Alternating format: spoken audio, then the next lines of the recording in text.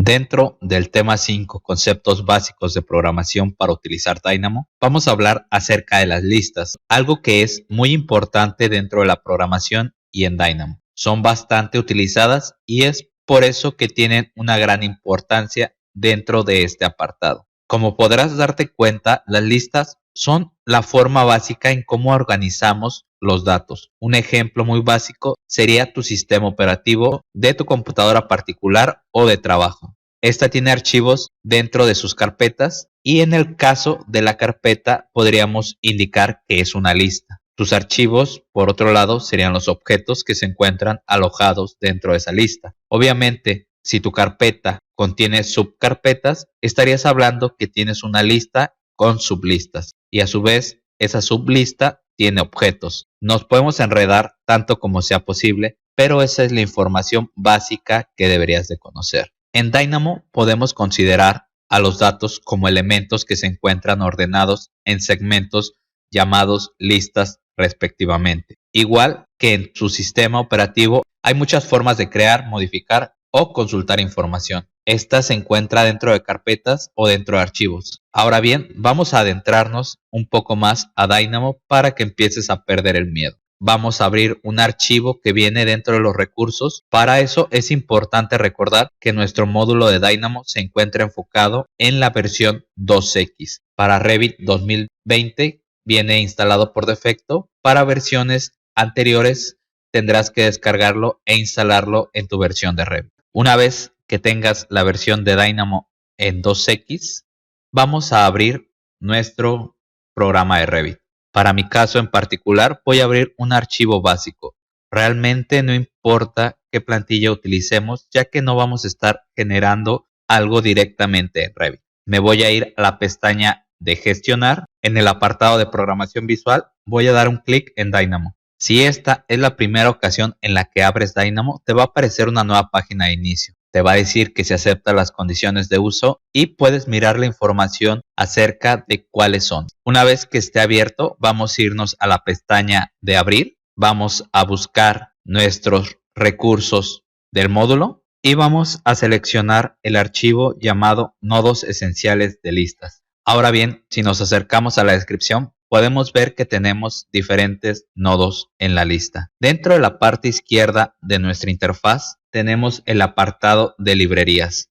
Como habíamos dicho antes, estas librerías vienen por defecto y en estas librerías tenemos a su vez la separación de listas. Aquí es donde podemos encontrar parte de los nodos que se encuentran en la interfaz. Una parte importante que vamos a hacer es irnos en la parte inferior izquierda y cambiar nuestra compilación a modo automático. Como puedes ver, aparece una nueva información y esto es porque el código ha sido compilado. Continuando con esto, tenemos el primer nodo que es rango. Si te fijas, cada uno se encuentra alojado dentro de una cajita verde que se llaman grupos. Como había dicho, necesitamos entradas y van a tener como resultado salidas. En este caso de el nodo en específico de rango, tenemos un inicio, un final y un paso. Iniciamos con el número 0, terminamos en el número 20 y nuestro paso es 2. Esto podríamos hacer que tuviera otro valor y lo podríamos modificar. Por otro lado, la salida está conectada a un nodo llamado watch. Si nos vamos a cualquier parte de la interfaz y damos clic derecho, se va a aparecer un navegador. En este navegador podríamos escribir el nombre del nodo que quisiéramos visualizar. En este caso voy a escribir watch. Como podrás darte cuenta, el nodo al cual estuve buscando. Algo importante dentro de la programación visual es que empieza a contar desde el número 0. Como puedes ver, tenemos una lista de 0 a 10 elementos, pero si contamos en total son 11 elementos. Y esto es porque el 0 forma parte de un número. Para esto sirve el rango para poder generar una lista que va desde inicio a final y cada determinado número se va moviendo. Ahora bien, si nos vamos con el scroll sostenido hacia arriba, podemos ver que nos vamos a desplazar en nuestra área de trabajo. Y seguimos con el siguiente nodo. Este nodo se llama List Shuffle. Si nos vamos al lado izquierdo dentro de la librería, este nodo lo podríamos encontrar en el apartado de lista y organizar. Si le damos clic en Shuffle, podemos ver que nos estaría arrojando este nodo. El funcionamiento de este nodo en particular es que utiliza una información y lo que hace es desordenarla o, en este caso, barajearla. Tal vez no le encuentres mucho sentido ahora, pero para cuestiones más avanzadas es un nodo que tiene bastante utilidad. Ahora bien, esta misma información salida del list shuffle la conecté a otro nodo llamado list sort. Como lo indica, sort lo que hace es ordenar una lista numérica que se encuentra en desorden. Este nodo es bastante útil ya que nos va a permitir ordenar la información. Si nos vamos más adelante, tenemos otro nodo llamado listCount. Como lo dice su nombre, nos va a permitir contar la información inmediata de una lista o un objeto. En este caso, podemos ver que en el watch tenemos 11 elementos que corresponden a la contabilización del nodo. Ahora bien, si sostenemos nuestro scroll y nos vamos para abajo, podemos ver que tenemos otro nodo en específico. Este nodo se llama List of Repeat Item. Como dice su nombre, lo que hace es repetir un elemento cada determinadas veces.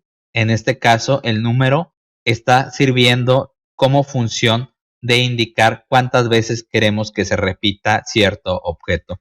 Y la conexión del ítem está conectado al rango, lo que significa que esta lista de 11 elementos va a ser repetida 6 veces. Si nos acercamos con el scroll hacia adelante, podemos darnos cuenta que se encuentran las 6 listas repetidas de el mismo rango. Tiene una función bastante interesante. Ahora bien, si nos vamos más adelante, tenemos la opción de List Transpose. Como lo indica su nombre, lo que va a hacer es transponer la información. Va a convertir las filas en columnas y nos va a permitir reorganizar nuestra información. Ahora bien, como podrás darte cuenta, en la lista 0 se encuentran los valores 0 y si nos regresamos en donde teníamos la lista inicial, nuestra lista 0 tenía los valores de 0 a 20.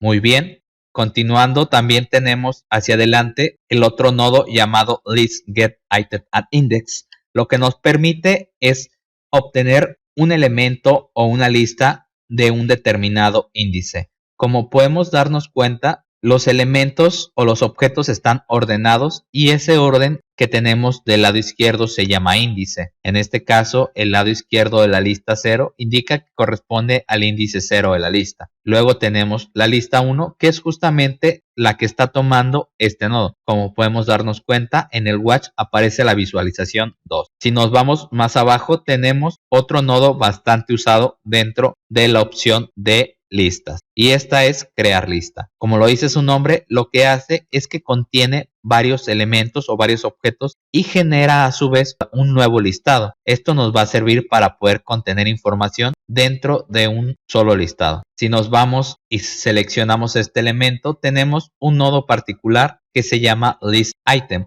Lo que hace, como dice su nombre, es obtener el último elemento dentro de una lista. Como lo había dicho, las listas pueden tener sublistas y pueden tener objetos, cosa que pasa aquí. Tenemos 3 listas principales y a su vez una de esas listas contiene otros elementos. No te preocupes si no lo entiendes. Simplemente es la forma en cómo se organiza la información. Lo importante es que entiendas que el funcionamiento de este nodo va a hacer que podamos obtener el último objeto más cercano. En este caso, el objeto más cercano fue la lista 2. Por el otro lado, tenemos la opción contraria, obtener el primer elemento de la lista. Como podrás darte cuenta, ahora lo que hice es obtener la primera lista de el elemento creado y a su vez esta lista contiene sublistas. Esto puede llegar a ser bastante engorroso en ocasiones y por eso existe un nodo bastante útil, el cual se llama list flatten y lo que hace es justamente aplanar una lista. Es un ejemplo claro. Aquí tenemos una lista en list create que tiene